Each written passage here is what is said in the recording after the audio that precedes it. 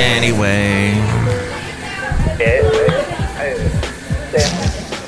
Mike's Daily Podcast. Welcome to Mike's Daily Podcast. My name is Mike Matthews. This is a wonderful podcast for you to listen to today because Mike's Daily Podcast. I have an accent all of a sudden. No, I don't. I'm back to my Mike Matthews accent. I grew up in California and I can't really detect an accent, but oh my god, maybe I do because I grew up in the San Fernando Valley. Oh my god. And I used to ride my bike to the Sherman Oaks Galleria. And that was the most fun Mike's Daily Podcast you could have in the... Well, actually, you could just go ride your bike down to Disney Studios. Mike's Back then, Daily they were pretty boring looking. Podcast. Now they got all the cool Yeah. architecture and whatnot. But back then, it was not so much. So, my point is that growing up as a kid, you went to the Sherman Oaks Galleria, and then there was this cool little, and it's still there, it's like a miniature golf place just down the street. And they had so many video games. And back in the 70s and 80s, the video games were starting to take off, and people were just spending all their quarters there. Didn't I paint a wonderful picture? Oh, and you're doing all this, by the way, in a huge castle that's right by, what freeway is it? 405. Or as they say in California, in Southern California, the 405. A car's zooming by, and you're there playing video games. My whole point is that the San Fernando Valley was an interesting place to grow up, and it's interesting now because I'll see old TV shows and movies, and my whole neighborhood, everywhere I walked, everywhere I rode my bike, that's all on TV. Immortalized in these awful 70s, 80s, or 90s TV shows. Maybe even still being immortalized in movies and whatnot. So, that's the only plus side of growing up in the Southern California areas, I guess. And here's today's podcast picture. If I have to put my finger on it, but I'm going to put instead a picture on it. I'm not going to put a bird on it. I'm going to put a picture on it. I'm going to put a picture of an interesting, I guess it was a plane flying very high up in the stratosphere, creating a icicle streak, not a chemtrail, as some of you think. It's actually like little particulates in the sky. No, it's not chemtrails. Oh my gosh. Is it? Do I have to look up chemtrails now? Let me see. First, the late great Basil the Boxer has a couple things to say. Particularly about people that are very flaky when it comes to, okay, you may or may not know, but I'm selling my mom's house, and her house, the closing was supposed to happen tomorrow, and apparently the person that was going to buy the house has decided against it, and now there's all these other little issues happening back and forth. So I am not pleased. I don't like it when people are flaky, and it upon everything else during my day, it's very annoying. And then, so you may say, oh, Mike, there's no such thing as chemtrails. But then people that believe in chemtrails also believe there's no such thing as COVID.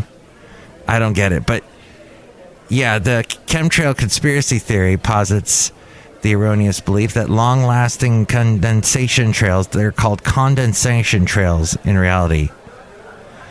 But people think they're chemtrails, consisting of chemical or biological agents left in the sky by high-flying aircraft, sprayed for nefarious purposes to the general public without them knowing. But instead, they're contrails, short for condensation trails, or vapor trails. And I'll tell you one thing, this podcast is not going to be called either one of those things, because YouTube will censor me in 5 seconds flat, not even that long. I'll be off, and then they'll tell me there's a strike against your your channel for saying that you're pro chemtrail beliefs. I am not. I am just talking about it and actually telling you that I don't believe they are true. And if people would just research it a little, they would see, in fact, they are not true. They are vapor trails, which was also the name of a Rush album. They are vapor trails, lined, shaped clouds produced by aircraft engine exhaust or changes in air pressure, typically at aircraft cruising altitude several miles above the Earth's surface. Contrails are composed primarily of water. All that is water in the form of ice crystals. The combination of water vapor and aircraft engine exhaust and the low ambient temperature that exists at high altitudes allows the formation of the trails. I'm amazed that people that believe in chemtrails are also sitting there going, well, that's not actually a plane. That's actually a demon up in the sky, because there's no such thing as planes can't fly. That's all conspiracy. They can't get enough speed to be in the air. Impurities in the engine exhaust from the fuel, including sulfur compounds, provide some of the particles that can serve as sites for water droplet growth in the exhaust. And if water droplets form, they might freeze to form ice particles that compose a contrail. Their formation can also be triggered by changes in air pressure, in wingtip vortices, or in the air over the entire wing surface. Contrails and other clouds directly resulting from human activity are collectively named homogeneous. But yeah, wingtip vortices, they are circular patterns of rotating air left behind a wing as it generates lift. One wingtip vortex trail from the tip of each wing. Wingtip vortices are sometimes named trailing or lift-inducing vortices because they also occur at points other than at the wing tips. As we go outside a cafe anyway, we're bringing you Mike's Daily Podcast somewhere in Podcastro Valley, the last place on earth. So, yes, just everybody needs to calm down. So, somebody, though, that does have, he tested for COVID. He has COVID. He was supposed to start working for me tomorrow. And I need him to start working for me tomorrow because somebody is leaving my job and I am the manager and I have to now try and find a replacement for this person that's leaving. Now, I have found this person, the one that has COVID, and I thought, hey, that's going to be great. They're going to be taking over once the other guy leaves, and we'll train him this week. Everything will be fine. We'll know he's got COVID and he can't be trained this week. So it's just utterly frustrating between flaky buyers and the dang COVID that is not gone. We walk around with masks. We should walk around with masks to fight the stupid thing, to prevent it. Instead, we're being very nonchalant, either because we've been vaccinated or we think, oh, this has gone on too long. It's been a big conspiracy. It doesn't exist. But at any rate, I had to deal with that today. So as you can tell by my voice, I'm extremely tired and impatient. But I'm happy to hear about this. The U.S. House today passed a bill to prevent gasoline price gouging without a single Republican vote in favor. If I was a Republican politician, that is, I would probably have voted for this because I am very upset with price gouging, and I see that these gas prices happening these days is in part due to some gouging. The bill, sponsored by Republican Kim Schreier, Representative Kim Schreier, who is a Democrat from Washington, and Katie Porter from California, also Democrat, would make it illegal to sell gas at an excessive price during an emergency, an energy emergency. House Republican Whip Steve Scalise wrote to Republican members that the bill was, quote, an attempt by the majority to distract and shift blame for high gas prices because they just want to blame the Prez.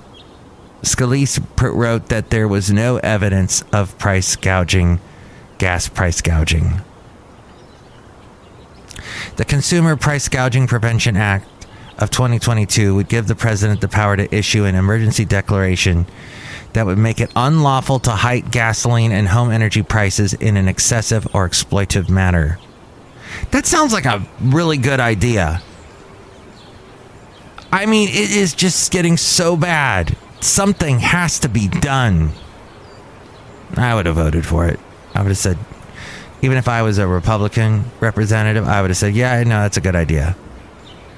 What? I'm not going to get reelected? Oh, boo-hoo. Boo-hoo. Market and analysts have said that Russia's Ukraine invasion and the pandemic recovery are the primary drivers of higher gas prices. Yeah, we're recovering. We're getting out there and driving more. But guess what? We're also getting COVID more, as I have been telling you, because the guy that was supposed to start tomorrow, he's got COVID. So he's out for 2 weeks. There's a guy at work. His wife and son both got COVID. He did not. But they got COVID, so he had to quarantine at home.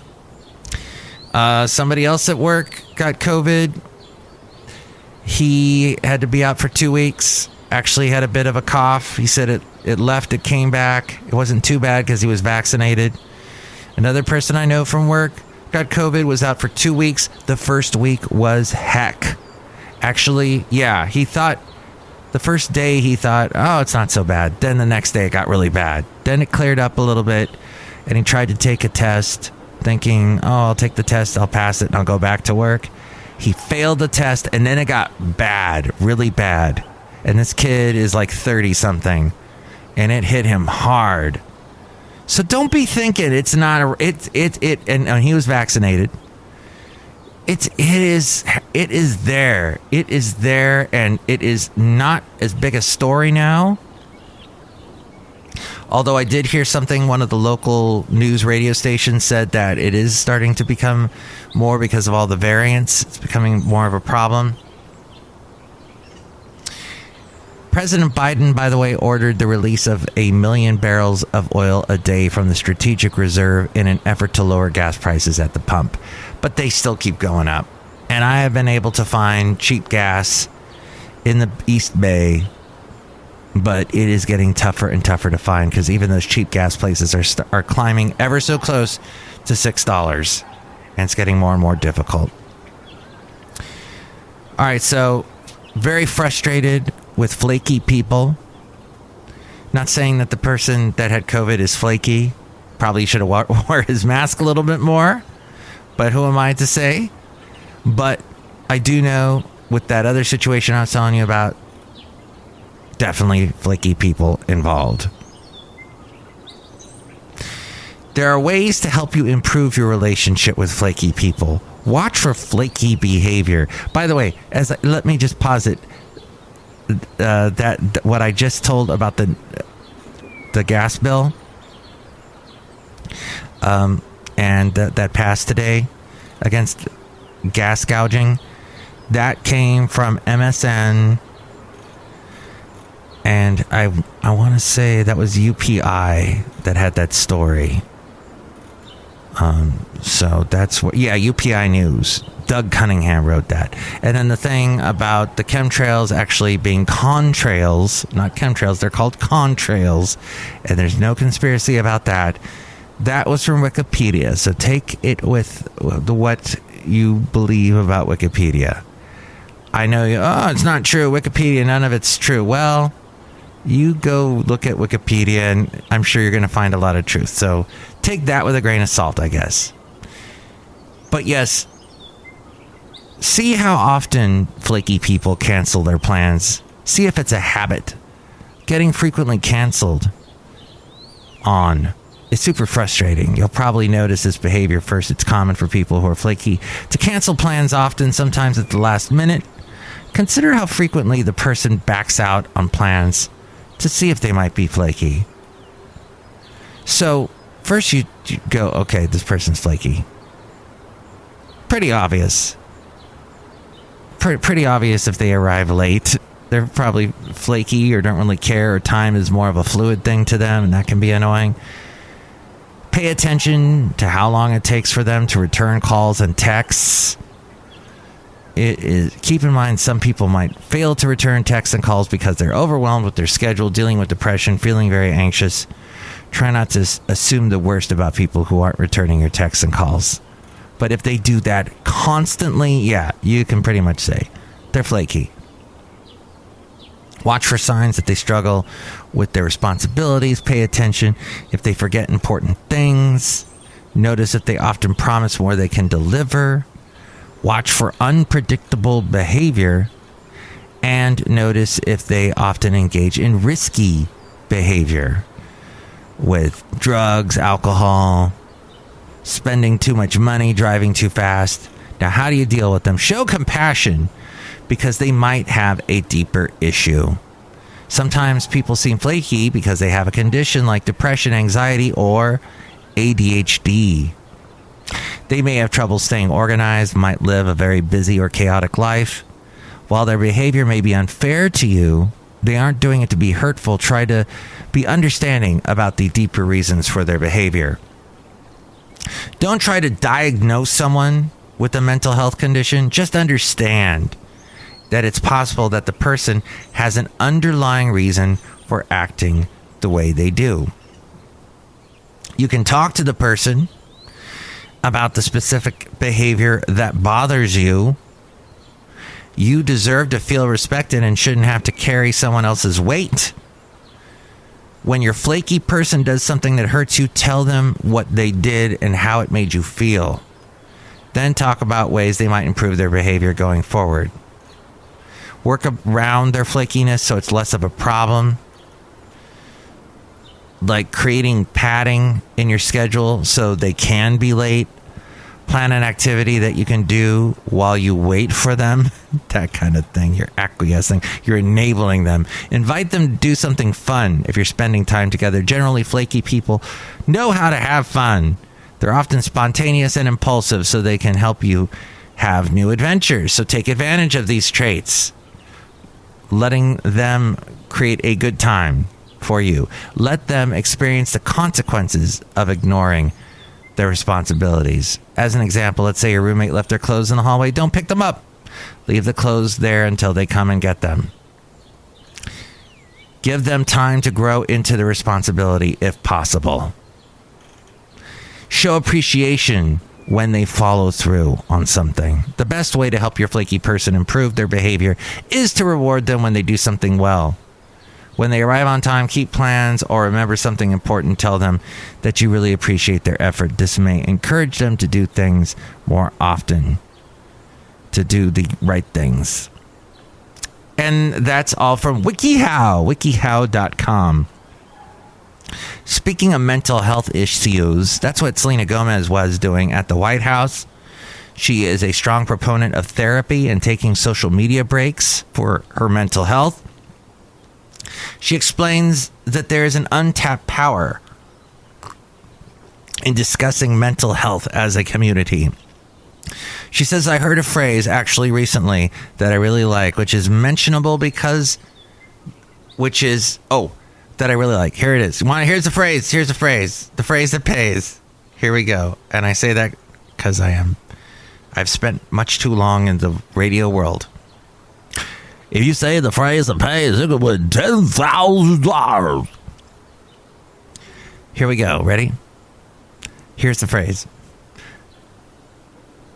Mentionable becomes manageable. Just throw in a little bit of my journey. I felt like once I found out that what was going on mentally, I found that there was more freedom for me to be okay with what I had because I was learning about it. Bringing attention to mental health through media or just by talking about your own journey can help. It sets the example that it's a topic that can and should be discussed freely and without shame. That's why an event like this, especially in a place like this, is so important at the White House. Gomez, who has openly commented on her personal experiences with depression, anxiety, and bipolar disorder in the past, launched Wondermind, a platform intended to destigmatize and democratize mental health. She says mental health is very personal for me, and I hope that by using my platform to share my own story and by working with incredible people, I can help others feel less alone and find that help that they need, which is honestly all I want. And outside a cafe anyway, somewhere in Podcastro Valley, that was from Yahoo, by the way. I got that story. They're outside. Look who's here right now. Cafe anyway, somewhere in Podcastro Valley, the last place on earth. Hi, Mike. It's Benita the Rodeo Queen. How's y'all doing? That's a disgruntled fiddle player. Tell you what. What? I hate flaky people, and you know what? If they don't bring along something flaky, like a delicious croissant, then I don't want to talk to them. Tell you what. What? That's what I think. Okay. Excellent. Look who else is here. Hello, Mike. I make the delicious root beer. Have some right now, or I will cut you. Well, that's very nice of you. Thank you. You are very welcome. Okay, I'm going to drink it. Oh, delish. Very good. That doesn't have the COVID in it, does it? No, it doesn't. Okay, all right, bye. That's good. Benita, you got to go too? Yeah, I got to go. Bye. How about you, Disgruntled Fiddle Player? No, I'll stay. Listen, I just want to say, in this world, this brutal, brutal world, that podcasting is fun to do after a brutal, brutal day. I'm telling you this whole thing of what's causing gas prices to go up, the need for gas after the pandemic, even though the pandemic, we are nowhere near after the pandemic. But the fact there are so many cars, there are just so many cars on the road. It is crazy. I drive home usually in the 6 o'clock hour, sometimes the 7 o'clock hour. And partly why I've been able to do a podcast the past couple of days is because I've been driving a little bit later. And I before the pandemic, I took BART all the time. I like the fact that I saved money on gas, but I did not like the fact that I had to deal with some really crazy, stupid people on the BART. And I don't mean that. I know there's some people with mental issues on the BART that, well, let's just say some of them, you leave them alone. They're going through their thing, and you can't leave alone because they're not leaving you alone, and they're pulling you into their world. And after a long, long day, I just don't want to deal with that. And BART doesn't seem to care. BART really doesn't seem to care. They've let so many crazy things happen. The drivers don't care. The drivers of the BART trains. Nobody really cares at BART. I'm not a fan. So I have not been using BART. Probably won't use BART for quite a while. And thusly, I drive and get stuck in traffic. And this another coworker, I've got a lot of coworkers. They got rear-ended, and it's terrible. But yet, what in the Bay Area, we need a better public transportation system, one that cares, one that takes the next step to make it actually enjoyable to ride. It's not. I wanted it to be enjoyable to ride. I lived in Alabama for 2 years, did not have the best public transportation system in Huntsville. When I lived in Ventura, did not have the best public transportation either. But this is it's horrible in the Bay Area. Just terrible. Well, so what's the change? So something's going to happen where at some point, maybe people are just going to stop driving. Maybe people are going to tell their bosses, you know what, forget that. Forget what you're saying. I'm going to work from home again. Maybe the pandemic needs to come. Maybe it needs to get worse. Maybe people need to have more COVID. This needs to explode more. So we go back to 2020, where everybody was at home again. And remember how cheap gas was then? It dropped quite a bit. That was nice. I miss those days. And I said that back at the time. I'm like, this pandemic is horrible, but I love the fact and I was able to drive because, they told you to stay off the roads. Don't drive anywhere unless you are somebody that helps in the health profession. You're a first line provider. I worked for a radio station, and we technically need to be on the air because of the FCC, and in case the airwaves need to be used to give vital, important information to the public. That's part of our contract with the government. So I had to go into work. I was allowed to go into work, and I'd be, oh my gosh, there's me and 2 other people. That's it on the roads. And that is completely gone. We're back to 2019 and worse. And worse because the gas prices are way higher than 2019. So, well, it's some kind of growing pain going on. And with the stock market dropping, it's just not the best day for me on various levels. So hopefully things will get better for me. Hopefully they're not so bad for you. But if they are, things are going to get better. Things will, you know what? The Beatles, early days before they got popular, they're going to a gig. The car breaks down. They're stuck. This is before cell phones. They got no way to tell anybody where they are or anything. And Paul says to Ringo, I don't know if it was Paul said it to Ringo, but let's just assume it was Paul that said it to Ringo. Or no, somebody did say it to Paul, actually, because Paul remembered it. He said, somebody say it to me. Don't worry, something will happen. And that's true. Something will happen. There's no such thing as nothing happening. There's no such thing as a Seinfeldian world where nothing happens. Something is always happening. So in this case, something will happen. Things will get worse or things will get better. So we have that to look forward to. So don't worry. Because somebody made fun of me today because I quoted a Bible verse on the last show. So I'm going to quote another one. Let's see. Today I'm going to jump over to Luke. We were Matthew yesterday, so we're in the Gospels. This is what we have to remember with worry. And this is from, I did mention last night, yesterday's Bible, which was given to me by Joe and Bunny a year ago. Exactly a year ago. It is the New International Version, or the NIV. And this is what Jesus had to say about worry. Therefore, I tell you, do not worry about your life, what you will eat, or about your body, what you will wear. For life is more than food, and the body more than clothes. Consider the ravens. They do not sow or reap. They have no storeroom or barn, yet God feeds them. And, oh, by the way, ravens and crows, just the most amazing birds. You know, they mourn their dead. It's so sad. I saw a dead crow today. I'm sorry to bring this up. And I heard a crow, cawing. Is that what they do? They cawing nearby.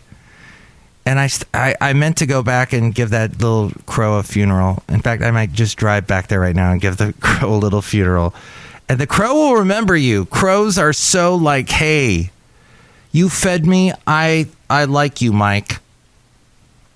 So, yeah, so they have no storeroom or barn, yet God feeds them. And how much more valuable you are than birds. Wow. Jesus does not like birds much.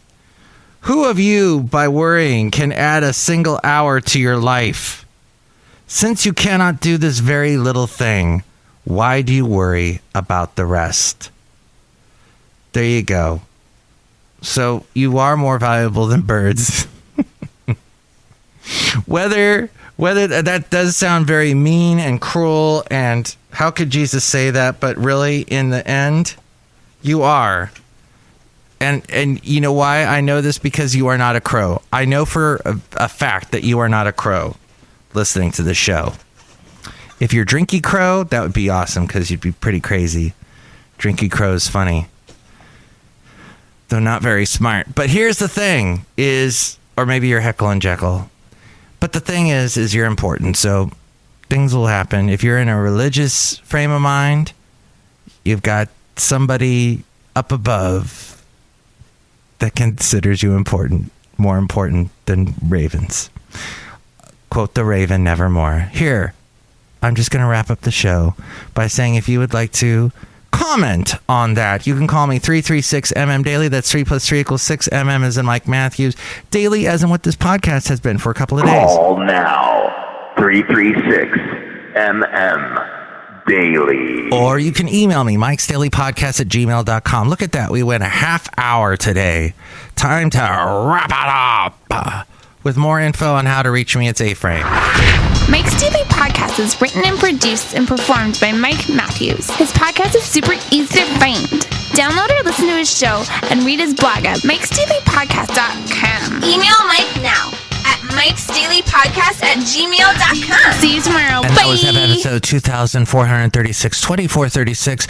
Catch all the past podcasts at MikesDailyPodcast.com.